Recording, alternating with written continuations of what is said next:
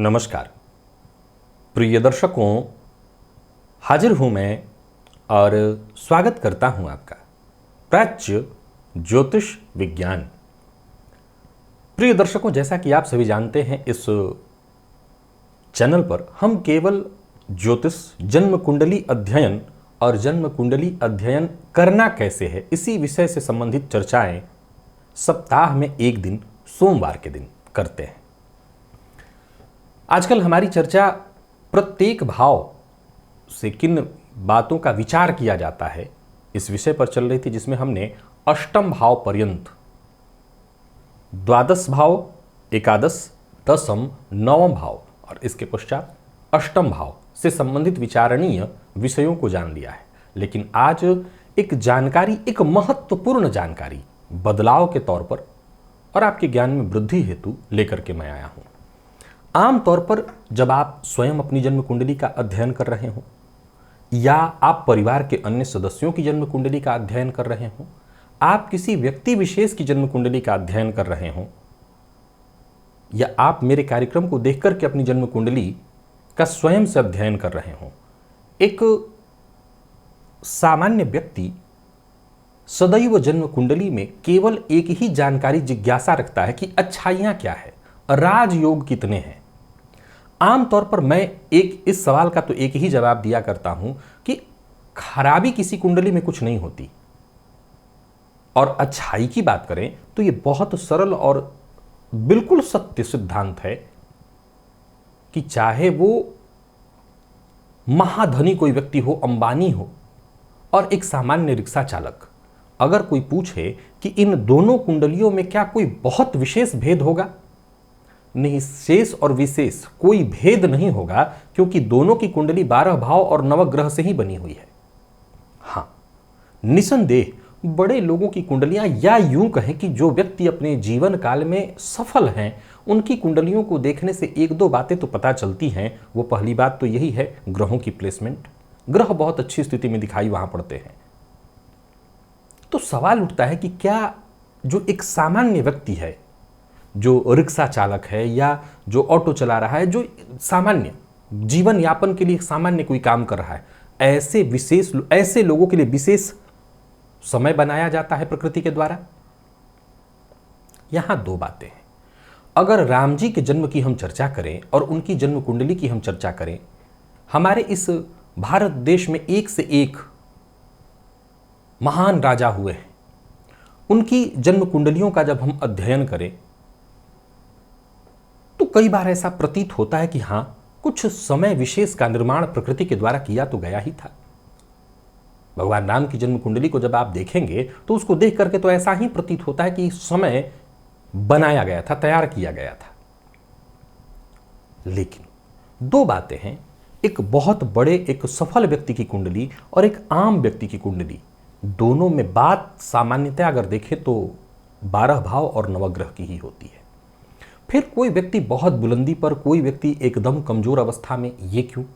इसके पीछे दो कारण हैं। पहला, आप ये तथ्य तो जानते ही होंगे, ये मेरे द्वारा बनाया कोई कोटेशन नहीं है कि क्या लेकर के पैदा लिए थे, इससे मतलब नहीं है। आप गरीब पैदा हुए हों, भिखारी पैदा लिए हों, इससे ज़्यादा मतलब नहीं। भिखारी मरते हैं तो इसमें आपका दोष है, ये कोटेशन तो आपने सुना ही होगा। गरीब होने में आपका कोई दोष नहीं, पैदा होने में। यहाँ ये बात ही लागू है कि जब आप पैदा हुए, चाहे किसी भी परिवेश में जन्मे हो, किसी भी परिवार में जन्मे हो, पहले तो आपकी महत्वाकांक्षा। अब ये महत्वाकांक्षा क्या हर किसी के भीतर जन्म ले सकती है? नहीं। इस महत्वाकांक्षा को भी देखें तो ये ग्रह बनाते हैं, बढ़ाते हैं। बहुत से लोग ऐसे हैं जिनको एक सामान्य सैलरी मिल रही है, सरकारी नौकरी कर रहे हैं, एक सामान्य सैलरी मिल रही है और वो समझते हैं जीवन संतुष्टिपूर्ण। उससे बेहतर नौकरी कर रहा व्यक्ति नौकरी छोड़ देता है, या तो प्राइवेट सेक्टर में चला जाता है और व्यापार खुद का करता है। क्यों? क्योंकि वो संतुष्ट नहीं था।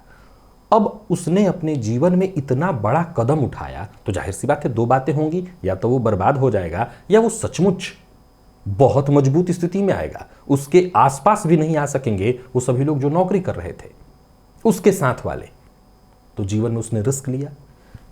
पहला बड़ा फैक्टर है रिस्क। आप कितना लेते हैं जीवन काल में। अब क्या हर कोई रिस्क ले सकता है? जवाब है ना। नहीं ले सकता। क्यों? क्योंकि यही तो प्रारब्ध है। ये रिस्क क्या, क्यों लेगा कोई? ये जो आपका भाग्य है, आपका जो प्रारब्ध है, ये आपको मजबूर कर देता है। आज का विषय क्या है प्रिय दर्शकों? जब एक आम व्यक्ति, आप स्वयं या मैं स्वयं या बाकी के लोग सभी जब अपनी जन्म कुंडली को खोलते हैं तो ये देखते हैं कि जो राजयोग बताया जा रहा है, क्या वो राजयोग मेरी जन्म कुंडली में है? कई बार वो राजयोग नहीं होता तो कुछ लोग निराश भी होते हैं और कमेंट में लिखते हैं कि मेरी जन्म कुंडली में तो कुछ अच्छा है ही नहीं। क्या आप उस नजरिए से अपनी जन्म कुंडली को देखना जानते भी हैं कि आपकी कुंडली में अच्छा क्या है और क्या नहीं? अब सवाल उठता है कि ये एक व्यक्ति जो बुलंदी पर हो, शीर्ष पर हो, उसकी जन्म कुंडली में कुछ चीजें खराब भी दिख रही हो तो उसके लिए, मैं खुल के कहता हूं, उसके लिए तत्क्षण उसी समय सूत्र गढ़े जाते हैं कि ये कारण है जिसके चलते आप यहां तक आए। और एक व्यक्ति जो अच्छी कुंडली लेकर के भी जीवन में असफल हो तो उसके लिए स्थिति तय की जाती है, बनाई जाती है कि फलाने कारण है जिसके चलते आप इस स्थिति में आए हैं। हालांकि अगर देखें तो इतने ज़्यादा विचार का यहाँ विषय है ही नहीं, बस इतना ही है, जैसा मैंने सदैव कहा, प्रारब्ध, भाग्य। अगर आप ज्योतिष को मानते हैं, जन्म कुंडली को मानते हैं, आपको पूर्वजन्म मानना पड़ेगा, आपको प्रारब्ध को मानना ही पड़ेगा। प्रिय दर्शकों, आमतौर पर जन्म कुंडली में जरूरी नहीं है कि हर बार कोई ना कोई राजयोग ही बन रहा हो। जरूरी नहीं है कि आपकी जन्म कुंडली में 2-4 महापुरुष योग ही लगे हों। जरूरी नहीं है कि आपकी जन्म कुंडली में 2-4 ग्रह उच्चके या स्वग्रही हों।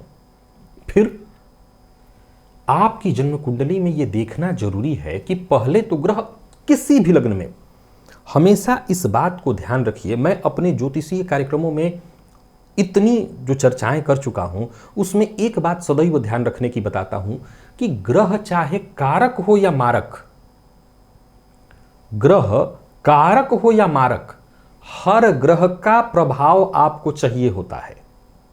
हर ग्रह का, ऐसा नहीं है कि मारक ग्रह है तो वो हमारे लिए प्रभाव विहीन है। हां, खुद अपने ही कार्यक्रमों में मैं इस बात की चर्चा अवश्य कर दिया करता हूं कि हम मारक ग्रहों से संबंधित रत्नों को धारण नहीं कर सकते, क्योंकि ज्योतिष को अगर मेरे दृष्टिकोण से देखें, ऋषियों के दृष्टिकोण से देखें, तो असल में वो ग्रहों के तत्व से आपको जोड़कर ग्रहों की चर्चा आपको समझा रहे हैं। तो जो तत्व हमारे शरीर को नुकसान पहुंचा रहा है, उससे संबंधित चीजों को हम अपने शरीर में धारण, उससे संबंधित रत्नों को धारण करके सीधा प्रभाव बढ़ा नहीं सकते हैं। लेकिन इसका यह मतलब नहीं है कि कोई भी ऐसा एक ग्रह है जिसकी आवश्यकता आपकी जन्म कुंडली में नहीं है। हर ग्रह की आपको आवश्यकता है। अब कोई भी जन्म कुंडली आप ले लीजिए, आप एक सामान्य जन्म कुंडली लीजिए, आप अपनी लीजिए, किसी की जन्म कुंडली लीजिए, ऐसी जन्म कुंडली लीजिए जिसमें राजयोग न हो, जो सामान्य राजयोग बताए जाते हैं उनमें से कोई राजयोग न हो, तब भी जन्म कुंडली के मजबूती के पीछे बहुत सारे तर्क होते हैं। आप इन तर्कों को आजमा करके भी देख सकते हैं। पहला तर्क तो यही होता है कि यदि जन्म कुंडली में ग्रह अंश बल से बली हैं, एक भी राजयोग ना हो, अंश बल से बली अवस्था में हो। एक और पॉइंट आपको बताता हूं। मान लिया जाए कि जन्म कुंडली में सभी बुरे भावों में ही, केंद्र में भी ग्रह ना हो, बुरे भावों में ही ग्रह बैठे हों, कारक अकारक सब, और अंश बल से युवा अवस्था के हों। मेरी बात को जरा नोट करिए और ध्यान से सुनिए कि कारक और मारक सभी ग्रह अंश बल से बली युवा अवस्था में हो, एक भी राजयोग उस जन्म कुंडली में न बन रही हो बल्कि दुर्योग बन रहा हो, मैं दावा करता हूं तब भी यह जातक सफल होगा। हो सकता है वो आध्यात्मिक तौर पर सफल ना हो, लेकिन बाकी भौतिक युग में भौतिक तौर पर वो पूर्णतः सफल होगा, क्योंकि जितने भी युवा ग्रह हैं वो सभी तत्व उसके अंदर विद्यमान हैं। उस तत्व को अगर लेकर के वो चलेगा तो शांति से बैठ ही नहीं पाएगा, वो कुछ ना कुछ करके हासिल करेगा। पहला पॉइंट, जरूरी नहीं है कि राजयोग ही हो कुंडली में, जरूरी ये है कि ग्रहों के पास अंशबल और ग्रह की अच्छी स्थिति हो। अब ये देखना जरूरी होता है कि कितने ग्रह किस भाव में और कितनी मजबूत अवस्था में बैठे हैं। एक दूसरा पॉइंट है ग्रहों का एक दूसरे से संबंध। ये बहुत महत्वपूर्ण पॉइंट है, ये ही राजयोग बनाता है। आपने परिवर्तन राजयोग सुना है, परिवर्तन योग, ये राजयोग ही बन जाता है। जब ग्रह आपस में परिवर्तन करते हैं तो भाव में उनकी वृद्धि, एक दूसरे के भाव को संभालते हैं। ग्रहों का आपस में संबंध बन जाता है जन्म कुंडली में, वो चाहे शत्रु ग्रह हो या मित्र ग्रह हो। उदाहरण से आपने शनि और सूर्य को जाना, ये नैसर्गिक शत्रु हैं। नैसर्गिक शत्रु क्यों? क्योंकि शनि धुआं है, काला है, और सूर्य प्रकाश है। तो प्रकाश के सम्मुख जब भी बादल आएगा, धुआं आएगा, वो प्रकाश को ढक देगा। सामान्य तर्क। देवगुरु बृहस्पति और शुक्र आपस में शत्रु हैं, क्योंकि एक ज्ञान है, एक भोग है। तो ज्ञान वैराग्य से भोग में अलगाव तो हो ही जाता है। खैर, ये सभी ग्रह, चाहे वो मित्र हो या शत्रु, जन्म कुंडली में जब वो एक दूसरे के संबंध में, एक दूसरे से संबंध स्थापित करते हैं। और कौन सा संबंध? पहला संबंध होता है, मान लिया जाए जन्म कुंडली में, उदाहरण से समझिए कि आपके कहीं भी देवगुरु बृहस्पति बैठे हो और इस देवगुरु बृहस्पति से शुक्र केंद्र में आ गए।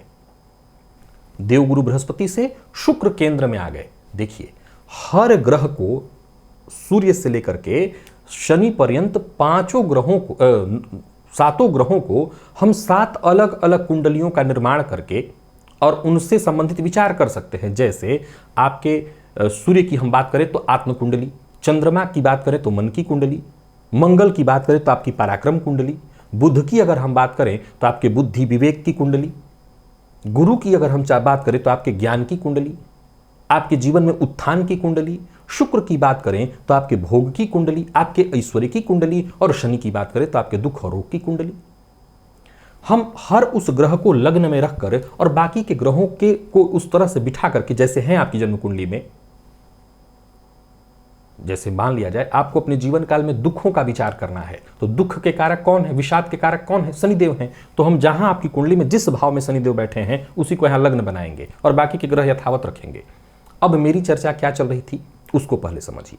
मेरी चर्चा चल रही थी कि मान लिया जाए कि जन्म कुंडली में शुक्र और गुरु, आप जानते हैं, नैसर्गिक शत्रु हैं, परंतु जहां भी गुरु बैठे हों वहां से शुक्र केंद्र में आ जाए, तो ये एक दूसरे से दृष्टि संबंध न होते हुए भी, केंद्र 1 4 7 10 होता है, जिसमें 7 वाला तो दृष्टि संबंध होगा, लेकिन बाकी में तो एक वाले में युति हो जाएगी, एक में युति हो जाएगी, 7 वाले में दृष्टि संबंध हो जाएगा, लेकिन 4 और 10 में न तो युति होगी न दृष्टि होगी। लेकिन इसके बावजूद अगर ये संबंध बना जन्म कुंडली में, ग्रह बली हो गया।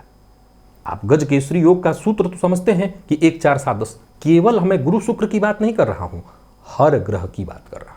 उदाहरण से फिर समझिए, जन्म कुंडली में शनिदेव को कालपुरुष का दुख कहा गया, विषाद कहा गया।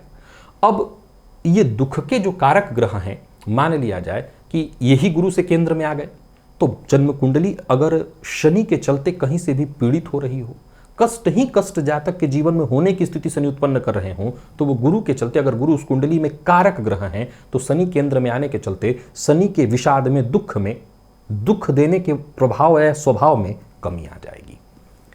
पहला संबंध इसे देखिए।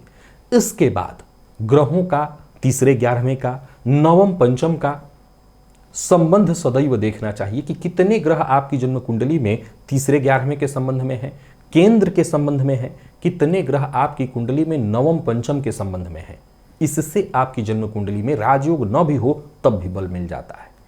अब आगे एक और संबंध बनता है, जैसे मान लिया जाए कि मंगल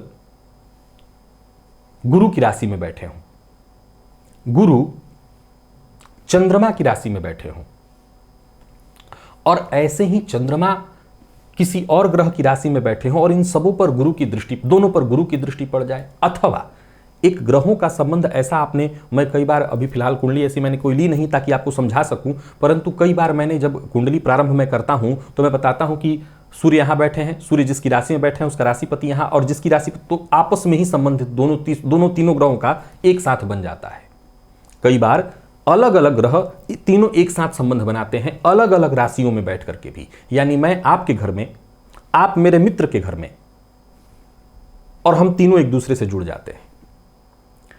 तो इस तरह के संबंध से भी जन्म कुंडली में योग का निर्माण होता है, और ये जरूरी नहीं है कि राजयोग हो, परंतु इसी से जन्म कुंडली को बल मिल जाती है और ये जन्म कुंडली को राजयोग के समान ही फल देने वाला बन जाता है। ये इस तरह की त्रिकोणात्मक स्थिति जन्म कुंडली को मजबूत बना देती है।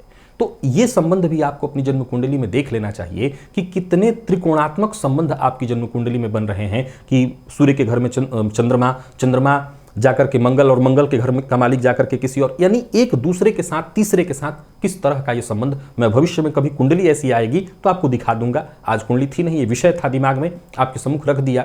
भविष्य में कुंडली आएगी तो, क्योंकि जब जन्म कुंडली अध्ययन में करता हूं तो प्रायः लोगों की आती है। कल ही अभी दिल्ली में किसी की कुंडली अध्ययन कर रहा था, उस कुंडली में राजयोग नहीं थे, लेकिन सारे ग्रहों की स्थिति ऐसी बनी हुई थी कि एक ग्रह जिसके राशि में बैठा था उसका राशिपति संबंध बना रहा था।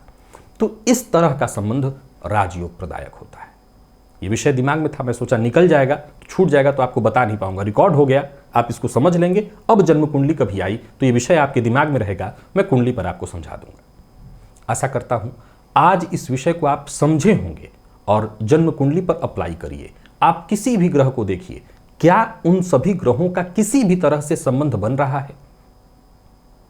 अगर बन रहा है तो केंद्र का संबंध, त्रिकोण का संबंध, तीसरे 11वें का संबंध, ये सभी संबंध राजयोग प्रदायक ही होते हैं। जरूरी नहीं है कि कोई विशेष राजयोग हो जन्म कुंडली में। आज के लिए बस इतना ही, इजाजत दीजिए, पुनः मुलाकात हो। तब तक के लिए नमस्कार।